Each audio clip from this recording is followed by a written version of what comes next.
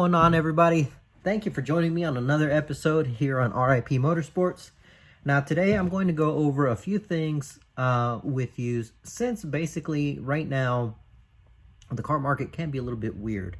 And having been in the car business myself for several years now, and just here recently having retired, I wanted to go over with you guys on how you can better strategize your purchasing ability and power when it comes down to these dealerships.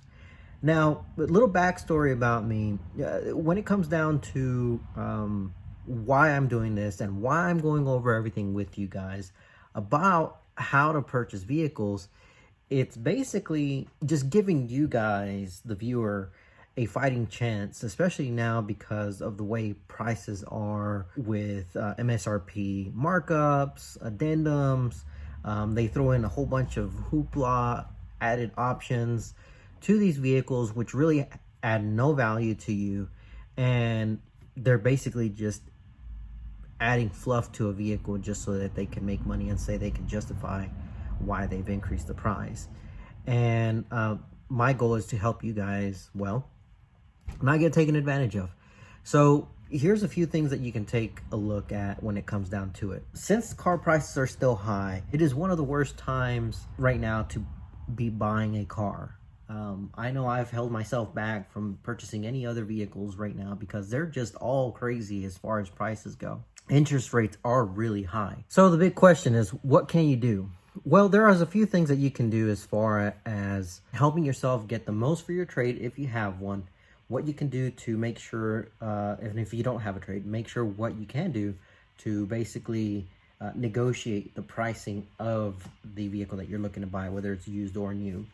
Now, when it comes down to used vehicles, and I heard this a lot from my customers, there are no two used vehicles that are alike, because although they may be optioned the same or maybe about the same year model, odds are the mileage is not the same. The vehicle has not been taken care of as well as one vehicle or another, or the Carfax is going to be different on both vehicles. One of them may have been more maintained than the other one.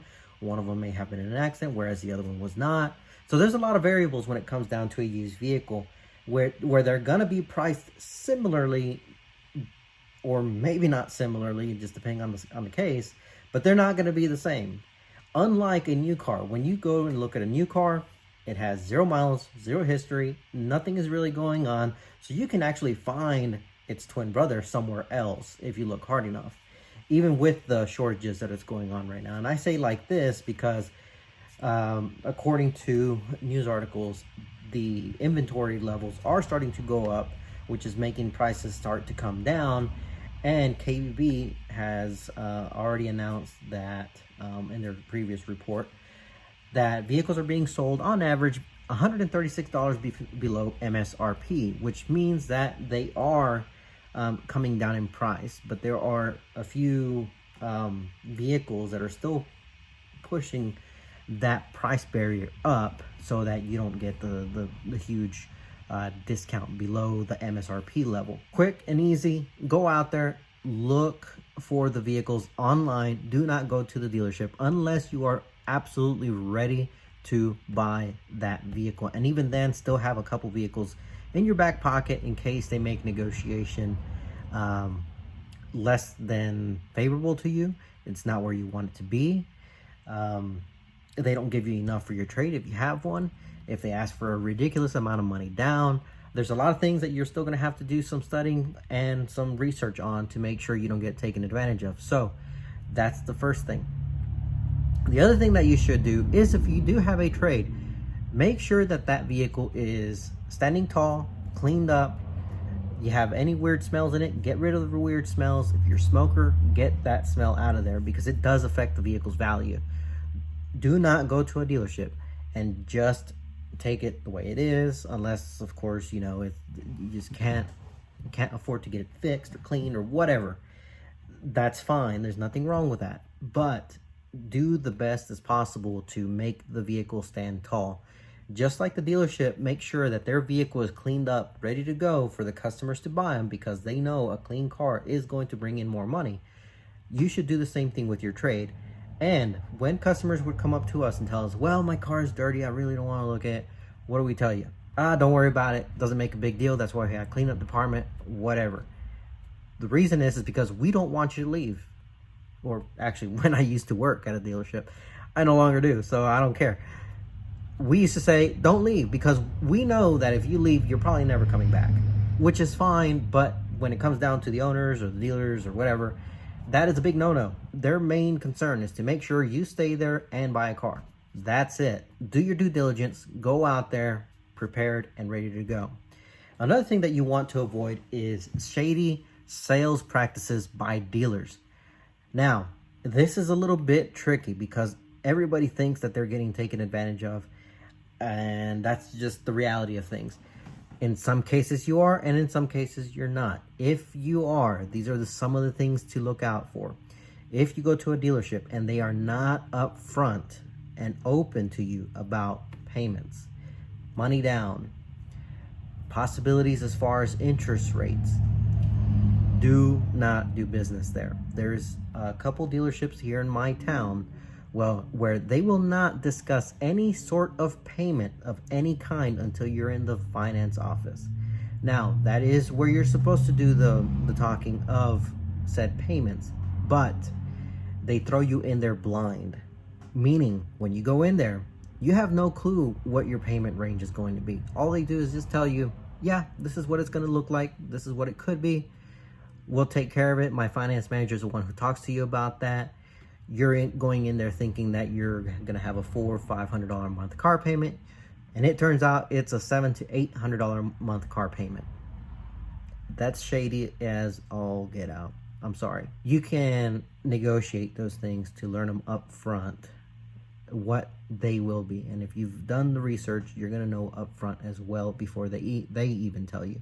You'll know what your credit is. The other thing that you want to make sure that you do is take a look at the interest rates that are being offered. Now, a lot of banks will give like a sheet and let you know more or less what the credit score is going to be, what it could be. And with the way things are right now, even if you're high credit score, odds are you're still going to be 4.5%, 5%, where it used to be that you can get 1% or 2%. Not anymore. It's not very common unless you go very, very short term, and very few people want to do that because it jacks up the price of the car payments. So always go to a dealership that is open and upfront about what you're buying the vehicle for, what your interest rates are expected to be, and what your monthly payment is going to be. Another thing that you want to avoid is in the finance office, you want to make sure that they don't just sell you product. The finance manager is going to want to sell you everything everything that they have to offer. It can be wheel and tire protection, gap insurance, a service contract. There's a lot of things that they can sell on top of what the car is. That is their job. That is how they get paid. There is nothing wrong with that. What is wrong with it is when they take advantage of their customers and they jack up these prices way, way, way over what the cost is. For instance, gap coverage from your local credit union is going to be a lot cheaper than from a dealership. So if you're getting your own money from credit union, use that money. Use their gap if they offer it, because it will be cheaper than a dealership. A dealership's average cost is going to be anywhere from $650. They're going to try to sell it to you for $1,000, $1,500. So there's a lot of room in there. A service contract will vary depending on the year, make, model of the car that you are purchasing. I've seen anything from $600 in cost for the dealer all the way up to $25,000, yes, cost, because of the type of vehicle that they were buying. And obviously it was more than what the car was. So that's just the company's way of saying they don't want to have a service contract on that particular vehicle, make, model. So just be vigilant. It's not a bad thing. They have to do it. They have to offer those things. It is not mandatory. It is not required in order for you to buy the vehicle. And if they don't want to sell you the vehicle, saying that it's the bank telling us that we have to do these things, that's a bunch of malarkey. Yes, I said it. Anyway, with the information provided, I hope that you guys can make a better and more educated purchasing decision for your next vehicle. I know in some cases it's a want more so than a need. If it's a need, just do your due diligence. If it's a want, really look into it. Make sure that it's going to make sense for you and your family, or just yourself if you don't have a family. And make sure it's well within your budget, and stick to it. And that's the best thing I can tell you to do. Aside from that, thank you for watching. Like and subscribe, and I'll see y'all on the next one. 3, 1.